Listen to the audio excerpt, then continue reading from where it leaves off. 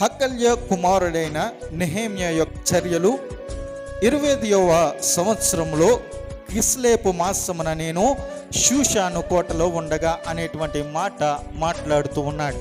ఇక్కడ నెహెమ్యా రాస్తూ ఉన్నాడు. నెహెమ్యా షూషాను కోటలో ఉన్నాడు. బహుశా ఒక 10 నిమిషాలు మీరు విన్నటువంటిదే బోరుగా ఉంటుంది.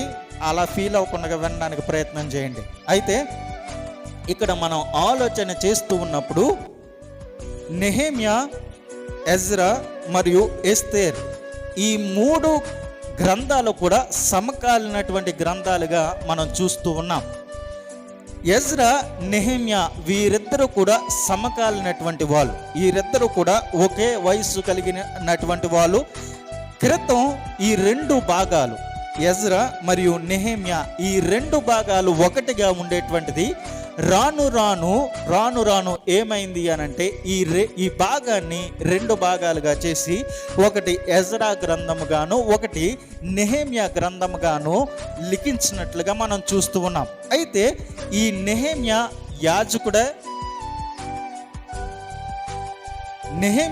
యాజకుడే కాదు, రాజా, దేవుని చేత అభిషేకించబడినటువంటి వాడా కాదు. ఇవి ఏమీ కాదు. రాజు కాదు, లేకపోతే దేవుని చేత అభిషేకించబడినటువంటి వాడు కాదు, లేకపోతే ఆయన పాస్టర్ గారా, అది కూడా కాదు. అలాంటి వ్యక్తి మామూలు ఏ విధంగా ఎదిగాడు? ఈ యొక్క బైబిల్ గ్రంథంలో ఈ వ్యక్తి గురించి రాయడానికి గల కారణాలేంటి? ఈ వ్యక్తి రాజు కాదు, ఈ వ్యక్తి అధిపతి కాదు, ఈ వ్యక్తి ఎవరు కాదు.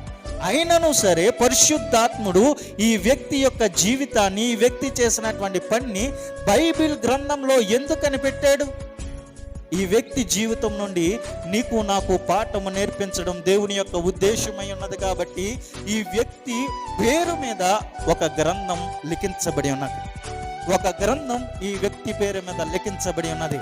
అయితే అసలు ఈ యొక్క నెహెమ్యా ఎవరు అనంటే నెహెమ్యా యూదుడు. నెబుకద్నెజరు ఈ యొక్క యూదులందరినీ కూడా చెరగొనిపోయాడు. ఆ ఆలయంలో ఉన్నటువంటి వస్తువులను అన్నిటినీ కూడా ఆయన తీసుకుని వెళ్ళిపోయాడు.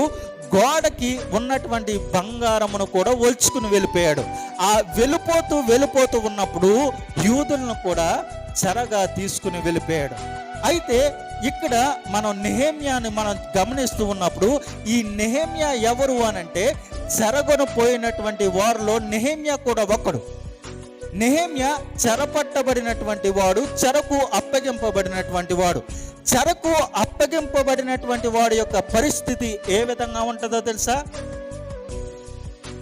ఒక రాజ్యము, ఒక దేశము, లేకపోతే ఒక రాజు కొంతమందిని ఆయన చెరగా తీసుకుని వెళ్ళిపోతే అక్కడ ఆ రాజ్యంలో, ఆ దేశంలో వారు చేసేటువంటి పని ఏంటో తెలుసా? అత్యంత కష్టతరమైనటువంటి పనికి వారిని పురమాయిస్తారు.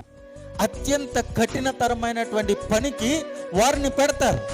ఈ నెహెమ్యా మరియు కొంతమంది యూదులు దేనికి వెళ్ళారో తెలుసా? అత్యంత కఠినతరమైనటువంటి పనిలో ఉండడానికి వారిని తీసుకుని వెళ్ళారు. అత్యంత కఠినతరమైనటువంటి పని చేస్తున్నారు. వారు పనివారుగా వెళ్ళారు.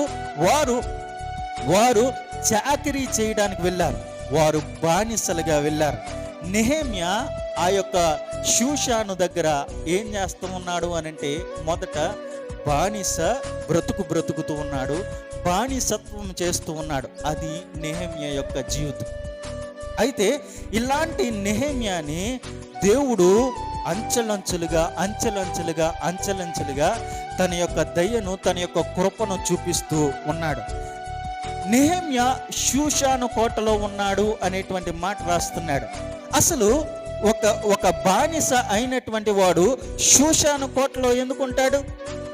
అసలు ఒక బానిస షూషాను కోటలోనికి వెళ్ళడానికి అసలు ఏమైనా ఆస్కారం ఉందా? ఏమీ లేదు. కానీ నెహెమ్యా షూషాను కోటలో ఉన్నాడు.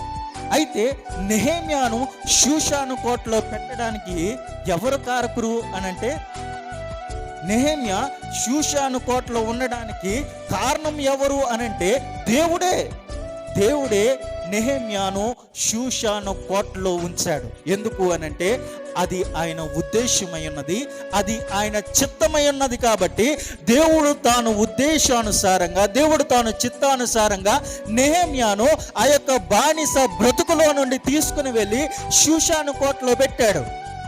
నెహెమ్యా షూషాను కోటలో ఉండడానికి నెహెమ్యా యొక్క జ్ఞానమా కారణం, నెహెమ్యా యొక్క తెలివా కారణం, నెహెమ్యా యొక్క సమయస్ఫూర్తి కారణం, నెహెమ్యా యొక్క బలమా కారణం? ఇవి ఏమీ కాదు.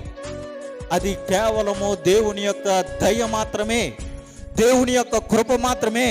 నెహెమ్యా అలాంటి బానిసత్వంలో ఉన్నాడు. అలాంటి బానిసత్వంలో ఉండి ఆయన పని చేస్తూ ఉన్నాడు. ఎలాంటి పని చేస్తున్నాడు అనంటే కఠినతరమైనటువంటి పని ఆయన చేస్తున్నాడు. ఆ పని మీద యజమానుడైన, ఆ పని మీద అధికారి అయినటువంటి వాడు నెహెమ్యాను గమనిస్తూ ఉన్నాడు.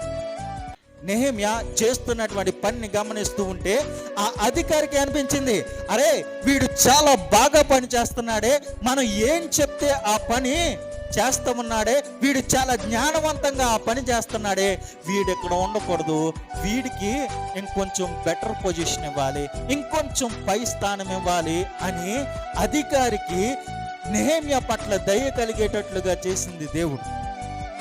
బానిస ఆ యొక్క బ్రతుకులో నుండి కొంచెం ఉన్నతమైనటువంటి స్థాయిలోనికి వెళ్ళడానికి దేవుడు అతని పట్ల దయ కలిగేటట్లుగా చేశాడు. ఆ అధికారికి దయ కలిగేటట్లుగా చేశాడు. ఎలా చేశాడు అనంటే ఎస్తేరు గ్రంథాన్ని ఒకవేళ మీరు పరిశీలన చేస్తే ఎస్తేరు హేగే దగ్గరకు తీసుకుని వెళ్తే హేగేకు ఆమె పట్ల దయ కలిగేటట్లుగా చేశాడు దేవుడు, దయ కలిగేటట్లుగా చేశాడు దేవుడు. అదేవిధంగా నెహెమ్యా పట్ల దయ కలిగేటట్లుగా చేసింది దేవుడు. కొంచెం ఉన్నతమైనటువంటి స్థానంలోకి వెళ్ళిన తర్వాత, అరే వీడు చాలా జ్ఞానవంతుడై ఉన్నాడు, వీడు చాలా తెలివైనటువంటి వాడై ఉన్నాడు, వీడు ఏ పనినైనా చాలా జ్ఞానయుక్తంగా చేస్తున్నాడు, చాలా తెలివితేటలతో చాలా ఈజీగా వీడు పని చేస్తున్నాడు, వీడు ఇక్కడ ఉండకూడదు, వీడు ఇంకొంచెం పై స్థాయిలో ఉండాలని చెప్పి మరలా అక్కడి నుంచి కొంచెం పై స్థాయిలోకి నెహెమ్యా వెళ్ళగలిగాడు. నెహెమ్యాను పై స్థాయిలోకి నెట్టాడు ఎవరు? ఆ అధికారి. అక్కడ పని చేస్తూ ఉన్నప్పుడు నెహెమ్యా చూడడానికి అందగాడై ఉండాలి. నా ఉద్దేశానుసారంగా చాలా రూపవంతుడై ఉండాలి, చాలా అందగాడై ఉండాలి, చాలా తెలివైనటువంటి వాడై ఉండాలి, చాలా జ్ఞానం కలిగినటువంటి వాడై ఉండాలి, మంచి సమయస్ఫూర్తి కలిగినటువంటి వాడై ఉండాలి, మంచి శరీర ద్రౌఢవం కలిగినటువంటి వాడై ఉండాలి, మంచి బలము కలిగినటువంటి వాడై ఉండాలి, ఎవరినైనా ఎదిరించగలిగే శక్తి సామర్థ్యాలు కలిగినటువంటి వాడై ఉండాలి నెహెమ్యా. అలాంటి స్థితిలో నుండి నెహెమ్యా ఎక్కడికి వెళ్ళాడో తెలుసా? రాజుగారి దగ్గరికి వెళ్ళాడు. 1వ అధ్యాయం 10వ వచనం మీరు చూస్తే రాజుగారికి గిన్నె అందించేటువంటి స్థాయిలోనికి నెహెమ్యా వెళ్ళినట్లుగా మనం చూస్తూ ఉన్నాం. రాజుగారికి గిన్నె అందించేటువంటి స్థాయి, రాజుగారికి గిన్నె అందించేటువంటి స్థాయి అనంటే రాజుగారి దగ్గర ఎవరు ఉంటారో తెలుసా? రాజుగారి దగ్గర ఎవరు ఉంటారు చెప్పండి?